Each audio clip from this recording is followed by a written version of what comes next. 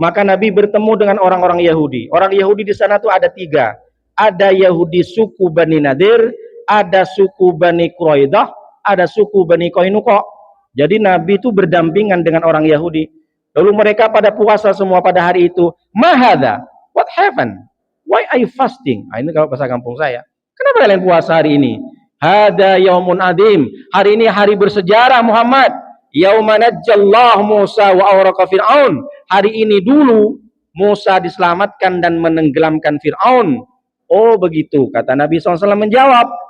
Ana ahakku bi Musa, aku lebih berhak daripada Musa. Karena kalau Musa itu ada hari ini, dia ikut syariatku. Maka puasalah kalian, Rasulullah menyampaikan kepada sahabat. Tapi ingat, jangan sampai sama dengan Yahudi. Kalau Yahudi puasa hari 10 saja. Maka kalian diawali dengan tanggal 9, kalau tak bisa tanggal 11-nya. Itu salah satu kejadian yang sahih. Tapi kalau dalam kitab Nihayatuz Zain, karangan Imam Nawawi Al-Bantani dari Banten, tapi beliau bermukim di Mekah. Apa dalam kitabnya? 10 Muharram ketika Allah menciptakan langit dan bumi, ketika Allah menciptakan Adam, ketika Allah menyelamatkan Nabi Nuh selesai dari banjirnya, ketika Allah menyelamatkan Musa, ketika Allah menyelamatkan Nabi Ibrahim, ketika Allah menyelamatkan Nabi Yunus dari ikan paus. Semua kejadian-kejadian besar, termasuk kejadian Nabi Ayub sembuh dari penyakitnya di tanggal 10 Muharram. Itu dalam kitab Nihayatuz Zain, karangan Imam Nawawi Al-Bantani. Tapi kalau tidak di hadis tidak ada.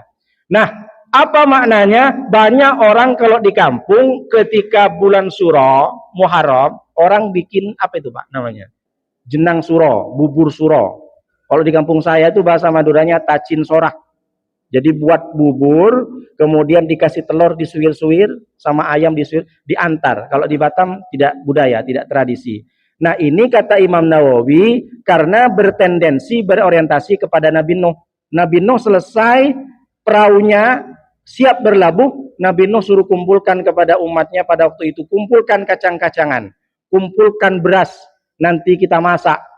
Jadi ketika selesai banjir itu, banjir bah selesai, maka umat Nabi Nuh yang ikut Nabi Nuh itu masak besar.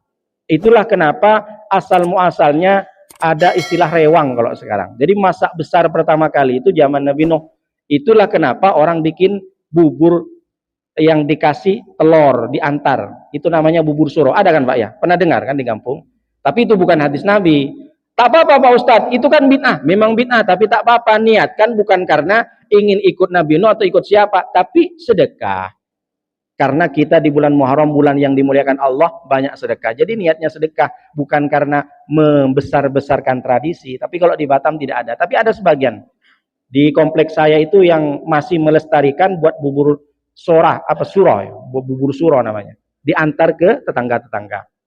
Lalu kemudian kejadiannya itu setelah disampaikan oleh Imam Nawawi Al-Bantani bahwa semua kejadian di 10 Muharram adalah hari besar, tentu semuanya adalah berkah dan keselamatan. Makanya rugi bagi orang yang tidak berpuasa, karena ini momennya kan momen